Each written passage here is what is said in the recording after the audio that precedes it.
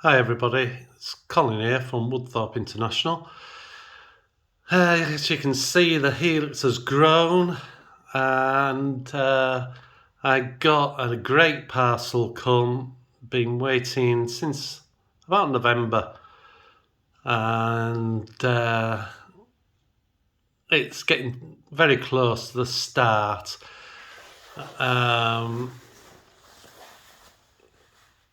It's looking like I won't be able to start the fiddle room until at least another month at least, only just due to other things going on. But I can be doing this. I've heard from the guy in America doing the boat. He's very close to finishing it, ready for sending it over, so the ship will sail hopefully in the next week or so. And then that's to build, which is exciting. But what has come is very exciting, very expensive, but half of the track for the 5 big helixes is going to pay. It will pay for what I'm going to show you.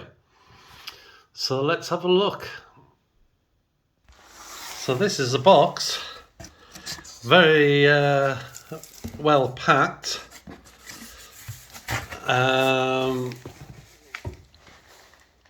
It's a lot of stuff from DCC train automation. For the ITrains, it's finally here. I've had a little look through. I've had a look at that. What we're going to do, and I can't remember if I've said already, but we're going to change the handset. It's only because getting, if I just turn around and show you, getting that to actually connect up to the computer and talk to the system to control the trains is going to be quite complicated, so it was just better not to do it that way.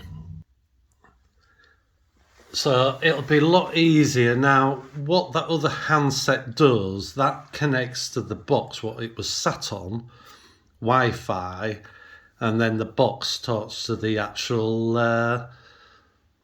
track and the trains. Now, using this, what will make it a lot easier is walking with a handset from room to room, because with the other system, it's got to be able to talk to the box it's connected to. It can't be connected to more than one box, where this actually works to the actual computer itself through the network. So as I go from room to room, the computers in there will pick it up and just let it control the train. So it'll be a lot easier and less complicated. So we got that, which is in here. If you've never seen one of these, it's like, well, the picture's quite colourful because the actual controller, because there's no lights on, that's it. The knob for controlling the speed and the display. And you can have as many as them as you want, so if people come round, they can, just pick one up and have a go with it. As you turn this, it feels like it's on like a ratchet, as in you can't hear it, but it goes in stages on each turn. But that is going to make it a lot more simple. Comes with a charger. So that's that. And one other thing we're going to have, there's plenty of wires to connect it all up. These I need just to practice on the conservatory shelf layout, my test place, to get to know ITrains. to connect it to the actual Kato points, and you need them to do that. So that is just purely for these.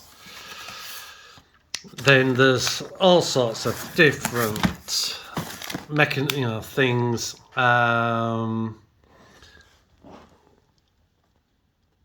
All to make it connect to the computer, and then some are for connecting block detectors. Was that a block detector one? I can't remember now.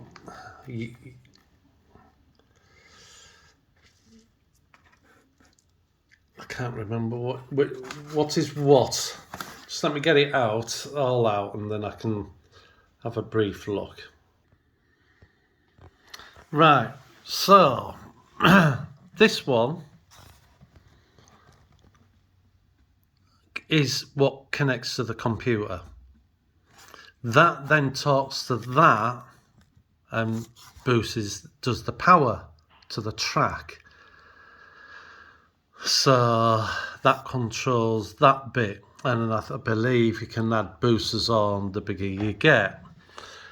Now this bit here, the Commander LX, that talks to your block detectors, and each block detector connects to 8 blocks and tells you what your train's doing, where it's, which way it's facing and stuff like that. Now the other thing I'm having to do, I'm doing it on advice. I have had a few problems, but I wasn't too fussed. I'm not going to use servos no more, because unless you spend a lot of money on a servo single unit, they can be unreliable and break and stuff. And I have had that happen, and I've had a few what haven't worked at all. And then I've used auto frogs to change the polarity, and they've worked.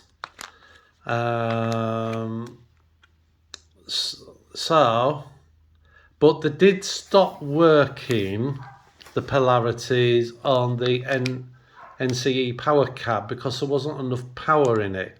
So when I actually changed my controller, there was enough power in, and it was back to normal. Well, this I won't have a problem, because I'm going to go on to those MP1s point changers, and then in the future I'll sell my auto frogs, which will actually help, because it'll change, help to pay for these. And for that you need one of those commanders, the shift commander, to the puppies are playing. That then controls the actual points units, and that actually controls 4 of those. Now if I was to use servos, you have to something similar, only does 2 points motors at a time, 2 servos. So for your money you get 4, so it is a bit more cost effective. The points are going to be the dearest thing to control. For one, because there's that many, like I think on the fiddle yard area there's about 46 points. So just that alone is quite an expense. The American part, there isn't a lot. There's a lot in England and Europe, and naturally there's a lot in Japan as well. But that's just one of them things. It's a joy of doing model railway and trying to make things better. So I have 8 point motors and 8 well, 8-point motors and the ability to change 8. And I believe I used these also for changing the Kato ones for practicing with. So that's my box of goodies. I can now take the next journey of learning not only to do simulated ITrains, to actually get the shelf, the sill layout in the conservatory to work. And once I get that to work, I then know how I'm going to do it on the main layout. That's the plan.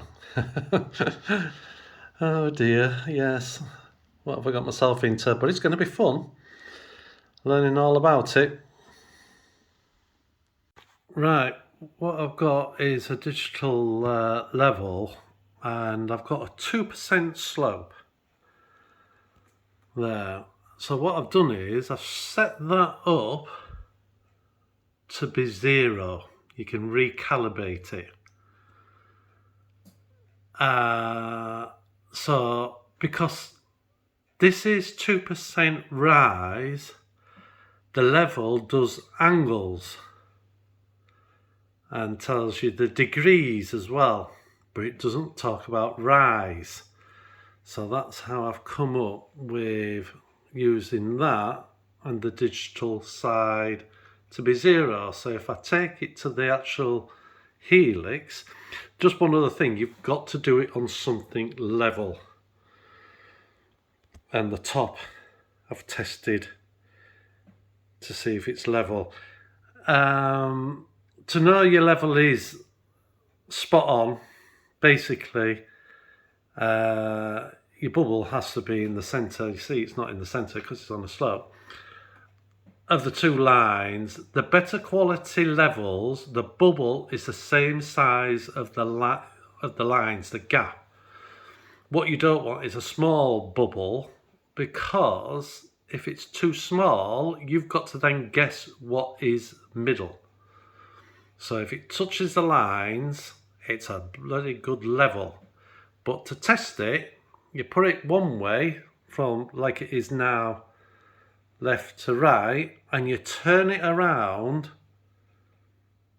and if the bubble's exactly the same, it is right. It can be right one way and wrong the other. That means it's not level. So that's a way of testing it, and it's the same with the plumb. Vertical, you have it at the top, and then turn it over and have it at the bottom. So that I know is 0. Right, we're back in here. Now then, what you can't do is measure this. So to get that 0, as it's saying, it wants to go up on this side. What you can't do is do it like that, because the level isn't going down the centre line, and I want it on the centre line. So all I've got, something very simple.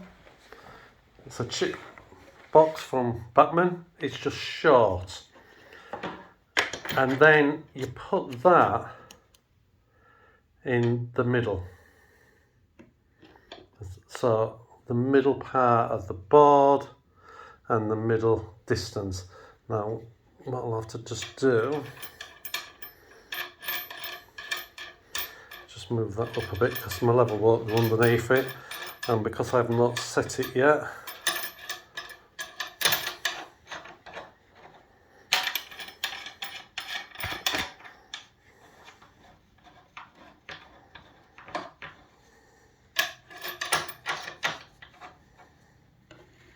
go under it now.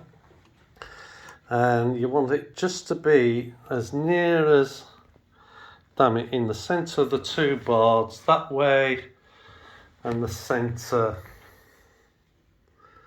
from there. Now that is saying it is dead 0. But the other thing I found out, the board going that way to the centre wants to be level with that. Now the only other thing you have to do is level this board up, because I know my framework will be level, so when this sits on, it'll be the same as what it is on this table, because the table's level, I've checked it. So what you have to do now is get that to be level. Now that means this one has to come up, or that one has to go down. But if you do it this one on just on one, that way it will alter. So you've got to keep checking. So in theory, because that was at 0, that wants to go up a bit and that one wants to go down a bit, but you have to go backwards and forwards. So I'm going to put the camera down, I'll set this one up, and then I'll show you both ways. So that's at 0, and that didn't take much to do. I'm getting used to it now. Is in the middle, and I know that one is because of the previous. Now just one other thing, don't be worried if the joint isn't tight. That one's tight, but that one down there isn't. I'm not bothered, these are all holdy, so you know that's not a problem at all, them being like that. So all I do now is just go around each set,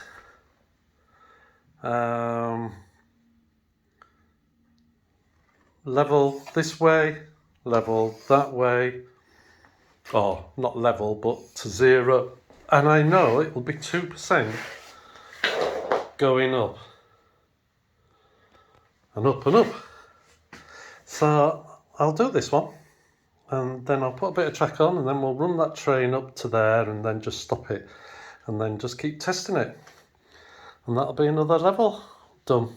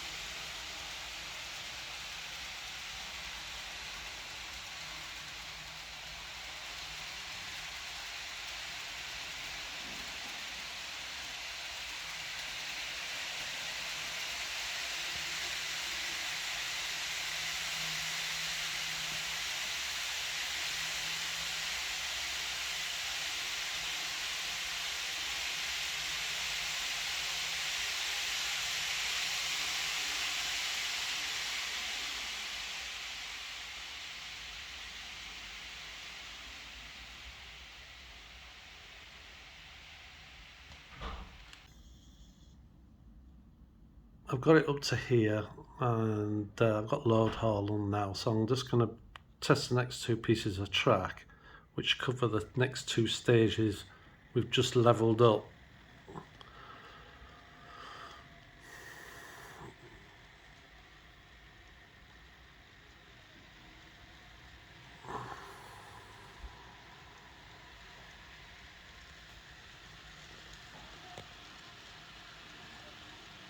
So that works, that's okay. Just one thing, if you want to use a spacer,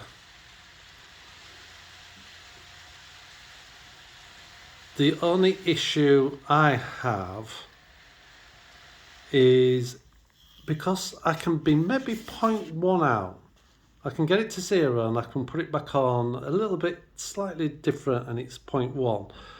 If you use a spacer, it will magnify as it goes up.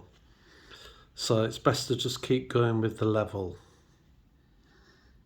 and using the 0 and level from towards the centre.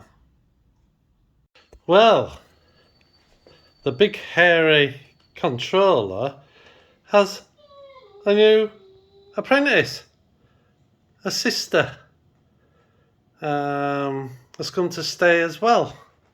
So they've just come to see what I'm doing with the Helix, and Teddy Bear's telling her sister, what goes on, and her name is Koala. My sister's here. She's not as interested in the trains. We've only had her a day, so everything's just a bit new. Unfortunately, the lady was very poorly. She's got terminal cancer, and she was struggling to get rid of this particular girl. So Gemma's heart ruled ahead and said, "Can we have it?" And we went, "Yeah." In for a big hairy mutt with another big hairy mutt, but at least she's not going to be as big as him. Anyway, they're here now. Yeah, the big fat hairy controller's having a bit of a shave on his pads. He says, "I sort of like it, but it tickles my feet sometimes." He's a good boy.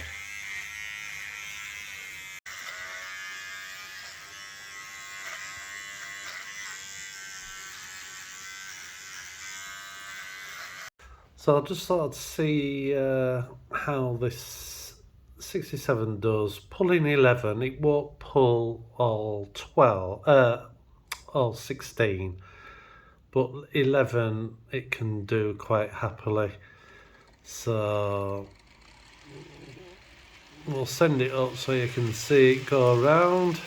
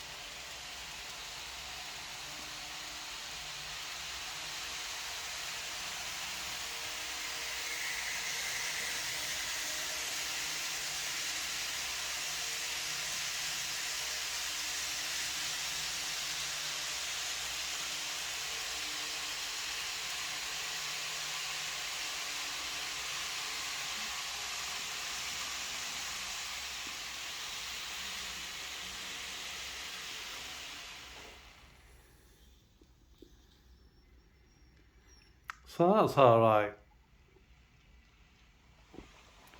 So if I'm wanting to pull smaller rakes of stuff, I think most things are going to be able to come up. I did do the Sorrento Class 66, and that would only pull 7.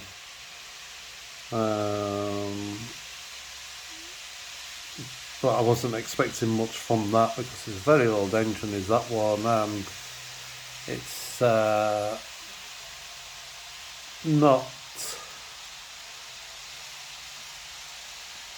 not that heavy at all. I think it's even lighter than this 67.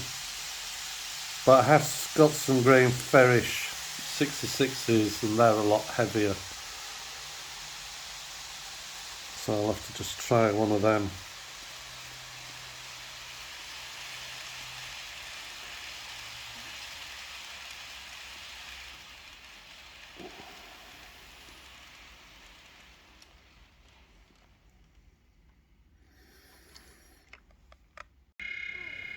Right, I've got Railjet on,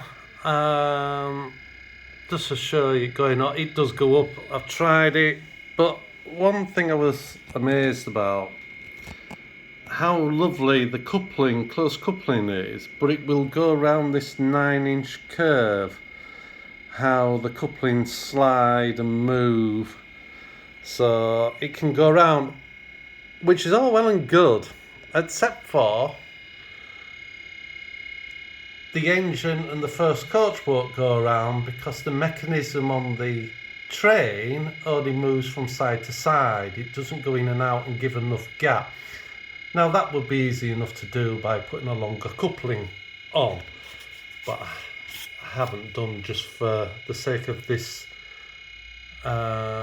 test, but it's something to learn and you know, keep in mind for the future, but I ain't gonna have tight curves like that. So we'll take it up. I've only got the sharp curves on, as you know, so it stays on this board. I took the 08 up with some biomass wagons. It easy took 6. The 7th one it couldn't get going, but I had noticed when the biomass wagons were going around here, the corners, there was resistance. It was really at its limit of tight curve. So if some of these trains weren't getting it to, you know, to go up the slope, there was resistance on the curve to stop it actually, you know, to get going. Anyway, it won't have these in the future, these tight curves. Anyway, it's going up, as you can see. Get a bit more juice.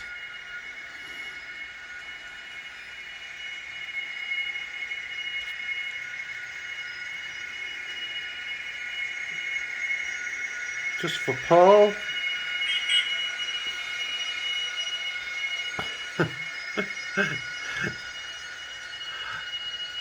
Oh dear, it does make me chuckle, does that noise.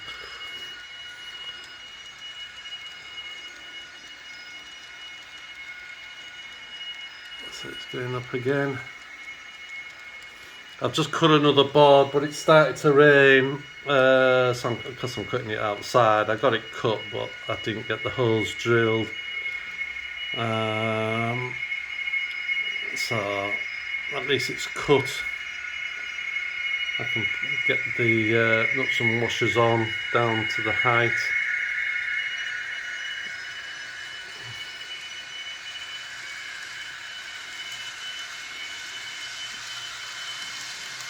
And it can easily accelerate going up the slopes.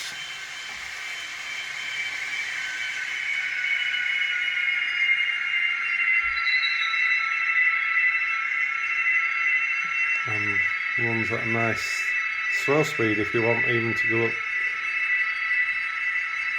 So far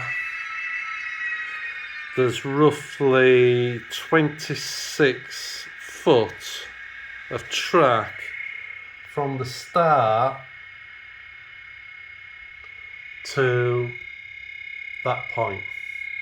That's so far, and there's at least another 4 curves, if not more, to go on it. So there's a lot of footage just on the helixes. Anyway, we'll send it back down and we'll send it at some speed.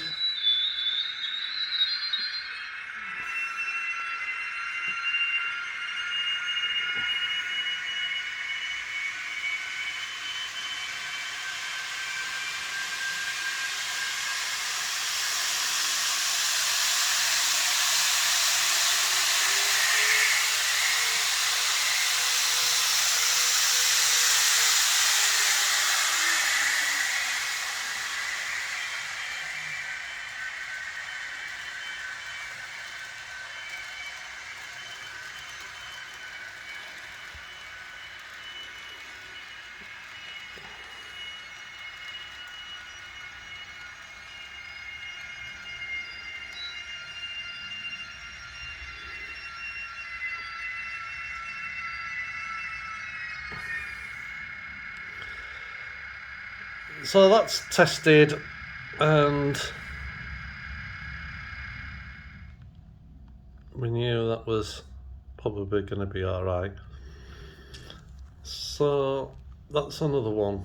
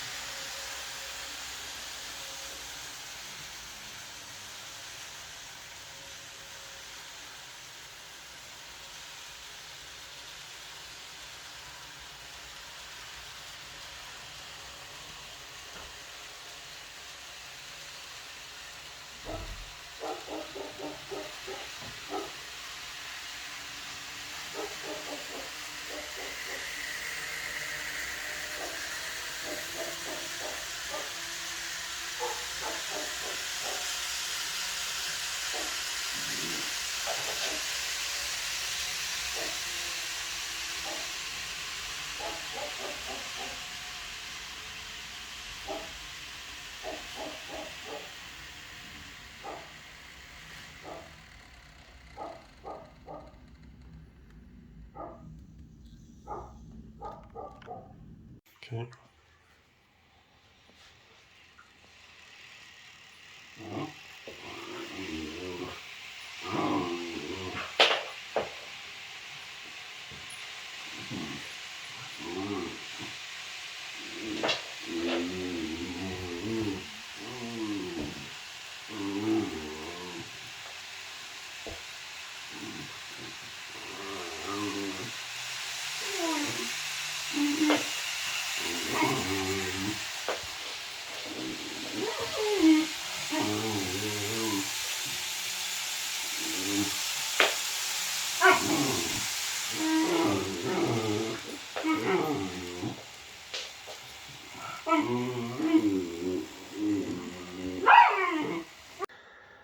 Right, just something quite interesting. I'm just testing a Fleischmann steam engine, and I thought I'd pull these Fleischmann wagons.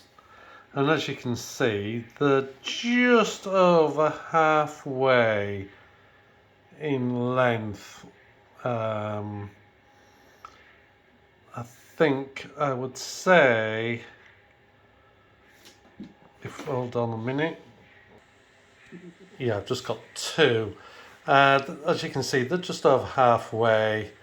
Wouldn't like to say the 5/8, but they're certainly more than half. But the silly thing, well, not the silly thing, that's Fleischmann, those two.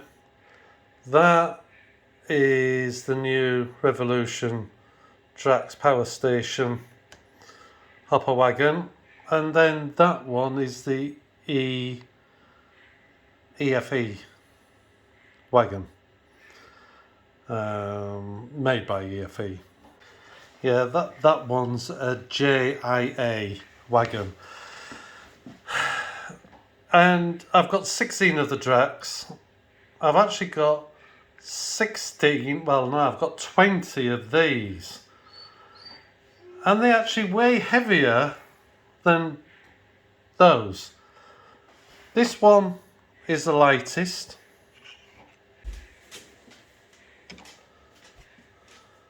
£22 grams. The Revolution,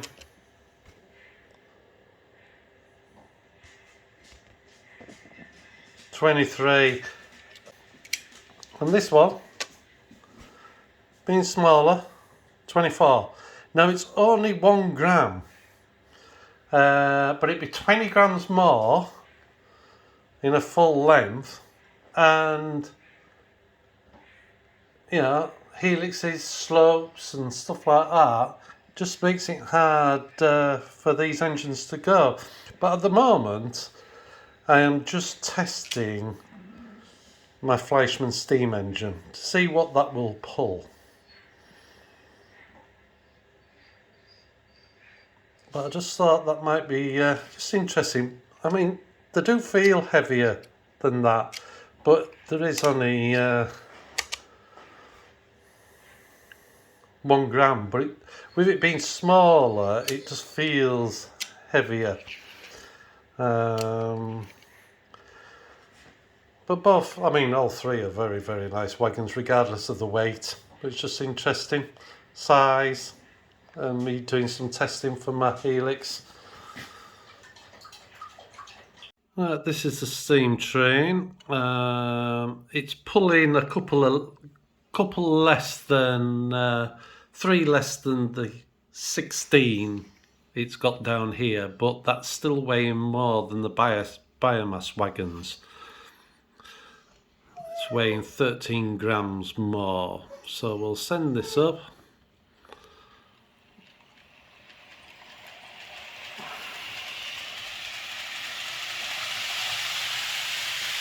It's actually quite a nice sound hearing it going round.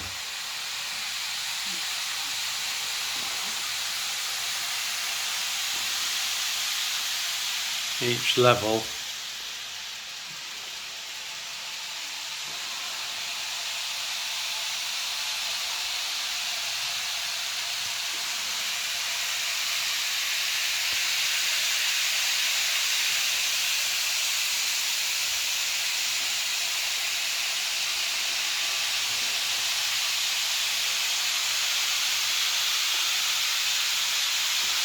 It does alright.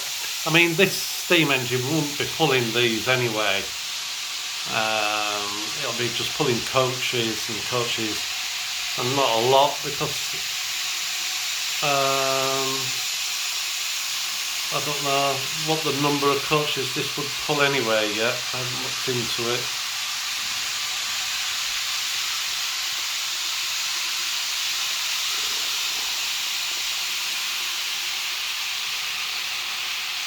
I'll slow it down if I go to the end of the track. So I'll send it back down.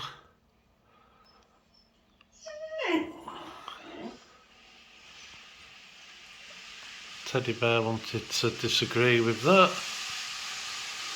He says I wasn't really wanting that to happen.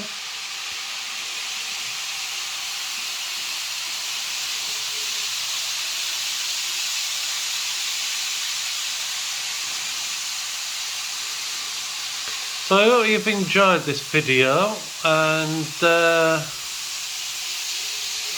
I've videoed the change of plans on the AnyRail, showing it going into just 2 tracks. I'll show you that next time.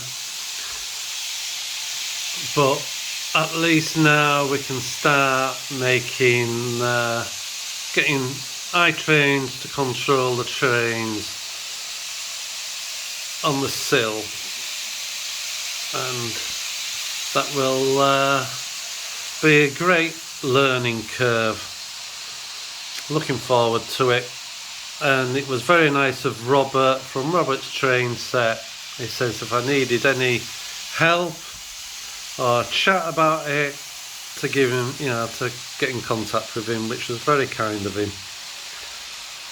And this is the one thing I like about doing YouTube and meeting people, you know, it's great. And that's the Fleischmann steam engine, taking those up. So I'll say ta-ra to you and look forward to seeing you in the next video. Bye for now. Bye.